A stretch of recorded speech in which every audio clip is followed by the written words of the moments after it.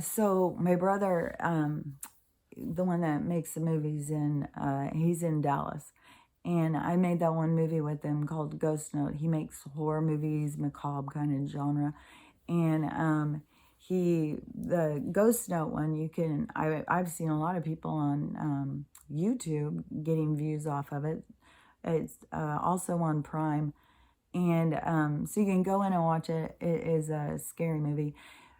So he always does scary movies, and right now he is doing one, and he had sent out his location, and it is super, super creepy old abandoned building. And so I had asked him, so what is that? What is that location? What is that place? And he said it's an old abandoned orphanage that everybody says is haunted. And his is a trilogy movie or a, what do you call it? One of those, I can't remember what he called it, but a bunch of short stories, I think. And so in this one, it is some of those ghost people going to this location, I think. I'm not really sure. I haven't read all of this stuff yet, but just talking about the location. And so this is my brother I grew up with. And so he lived in haunted houses with me. And, but he totally is a science person. He doesn't believe in any of that stuff. And I remember a long time ago because my sister's really religious, and he had sent out Zeitgeist. And I found it quite interesting. And my sister got really irritated and started arguing with him. But he was kind of like that kind of, he wasn't satisfied saying agnostic. He always had to say atheist. And he always liked to be like a heavy metal because him and both my brothers play guitar. And in the one brother was always in heavy metal screaming bands and stuff like that. And so it goes good with his scary movie stuff. But so he had lived in haunted houses, but it's totally just like, no, none of that stuff is real. That's all fake. Everything is fake. He doesn't believe in anything. I was talking to him about aliens, and he was like, no, there's no aliens. Stephen Hawking's already said there was starts giving me this, I don't know, Stephen Hawking's scientific facts. If they were there, we would have seen them by whatever the stuff is. And I'm like, I don't need somebody to tell me if something's real. I can know it in my own self. And it's called a connection to something that's bigger than you. So anyways, he was, when I asked him about the location, and he said that it has a reputation of being haunted. And I had said, well, you should really go in there, no matter how silly you think this sounds, because he thinks this stuff is silly. No matter how silly you think this sounds, you should really go in there and do a ceremony. And you should go find yourself a space that you're comfortable in this place. And you call all of those spirits to you. Call them all forward. And then you tell them what's going on, and that you're going to be there working and stuff like that. But that's not a guarantee that they won't be pranksters and do stuff.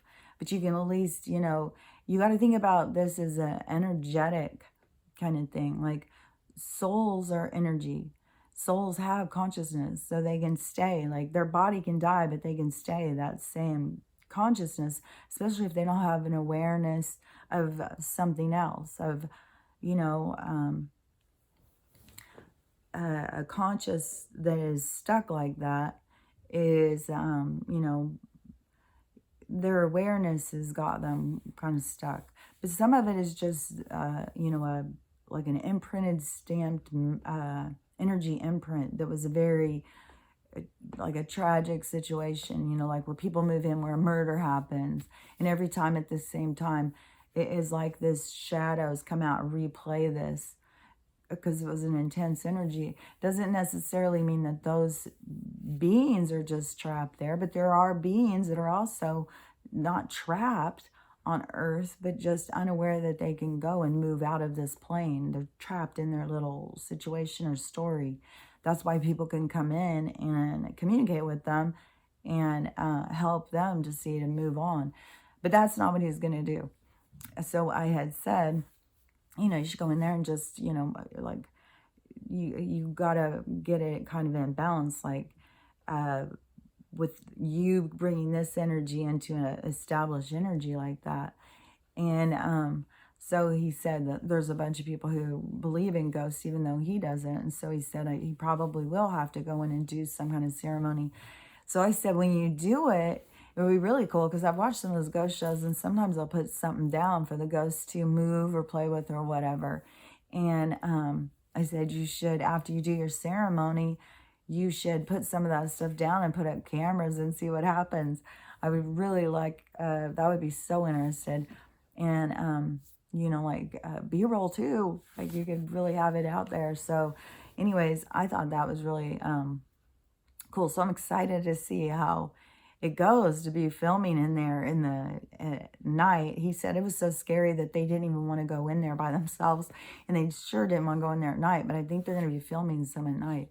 So I don't know. I said, well, even if stuff starts happening, like things start crashing and batteries go dead and all that stuff, I said, you got to just talk directly to them and tell them you're trying to work and stuff, that they need to stop it and leave you alone, that they can watch, but they've got to also respect your command of your own, space like that, but you're going into their space. But anytime you have some sort of ghostly activity, we get caught up in these words that have meaning, just like all of this stuff. They give it the meaning. They give us the definition. They show us like what a ghost is, what an alien is, and stuff like that. And so we have all these people who are in fear of something they don't need to be in fear of. There's no reason to be in fear of aliens. Aliens aren't some creepy beings that live out in outer space that are just waiting to pounce on us. They're just souls. There are other souls that go into all different kind of incarnations all around. And we have so many around us right now that are trying to help human beings evolve out of this drudgery of three-dimensional incarnation right here on this planet right now. So that's going on. These are beings that are highly spiritual. And yeah, there are some that are also warriors, who do want to go out and are constantly trying to take over. We've been under control for a really long time. But it also, when I talked about that stuff yesterday, it also had to be controlled. Just like you couldn't go put a bunch of kids in an elementary school and not have supervision. So Earth had to have some control, and it turned into total enslavement and greed, and all of the dark, the evil, all of that stuff just kind of took over. But the light has come in, and we're taking it back. So it's super exciting, and you just got to think about it's all about energy, and a soul is energy, and a soul, when it's not embodied and not in an incarnated experience, it is out there just doing whatever, zipping around, going wherever. You are going to go see family members. You're going to go see people you love. You're going to go help ancestors. You're going to go out and just do all sorts of stuff. And there are energies who are stuck, who we consider to be ghosts. And it's just so funny how people get so scared of it. But see, on all of this stuff, you have the believers and the non-believers. Because, you have some people who can't acknowledge anything that they can't see. It's got to be demon. It's got to be, because God's just sitting up there in the clouds waiting. All you got to do is just, go through the test, claim Jesus as your one and only Savior, and you're good to go.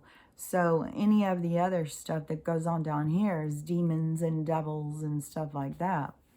And, but really it's energy that is in constant flow and going into balance all the time. And it is all for us to kind of like ride that wave to learn and experience. So you have to have both in order to have these experiences to learn from. And it's been dark and heavy here. I talk about this all the time, so I won't go too much about that. But, you know, it's the same thing with the Bigfoot. When I hear people talk about, oh, well, Bigfoot, you know, like it's the same thing as a gorilla or a bear or something. No, it's a multi-dimensional being that can come and go from here as it pleases. It's an intelligent, spiritual being that is far advanced from us. And, you know, but people are so stuck on this three-dimensional kind of only understand the world in any way through this three-dimensional lens. Can't see that there's life beyond this dimension, this focused matrix that we're living in. So they you know, they can't imagine that something could be able to just zip around. Like, people even think like you have to have a spaceship and it takes years and all of that kind of stuff. And all of that is not true.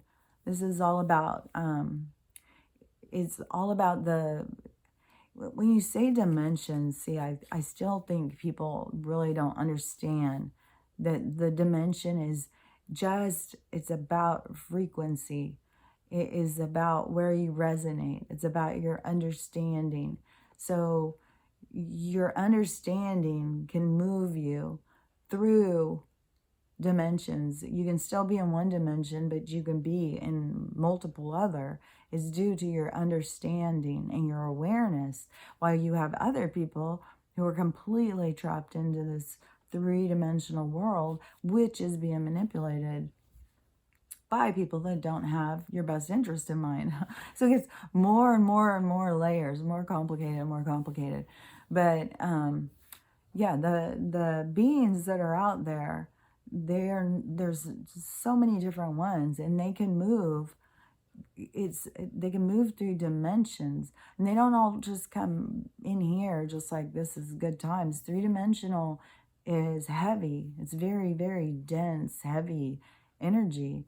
And so that would take a lot of energy for you to come in and be able to do that. And I've heard people who channel, like all the Palladians and stuff like that, talk about that it is hard to come in and transmute yourself into a physical being in this density, that it takes a lot of your energy.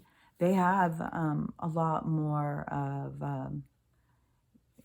they have control more over who and what they are. We're just now learning. We're just now breaking free and starting to learn and understand who and what we are as a conscious being.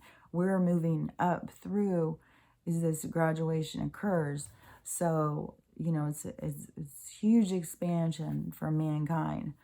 Huge. This is that's funny. I want to think about that. What was that? One step for man. Oh, I can't even think of it now. But anyways, that's what it made me think of. Anyways, to just get it in your head so you don't have fear of these things that you cannot see. And, you know, when I talk about that, they can't just come in here and hurt you physically. They don't have that same kind of, like, you have the spacesuit to be able to deal with this density. So you don't need to be in fear of all of these different things. You need to just start understanding you're one of those things. You're just in a spacesuit right now. You're just in this avatar, in this experience, but you're one of them. So you're fearing yourself, really, because you are one of them. You're connected to all things, too. So you're connected to all these things that you fear. So it's all about releasing fear. It's all about gaining trust. And it's all about acceptance and understanding that something that can be big and hairy and look what we consider creepy can be far advanced being from you. You know, we get it stuck in our head. I guess, you know, when they think like a beauty queen or something. could be advanced, but somebody who looks like a troll would therefore have to be ignorant. Well, you probably better start reevaluating because there's a lot of beings that look very different, and we're about to start interacting with them. The people who are not ready, they won't. We're having this split, but the people who are ready, yeah, this is, be ready to start really understanding and accepting people and breaking through those barriers and seeing the being that is inside. So, okay, think about that and have a great day. I'll talk to you later. Bye.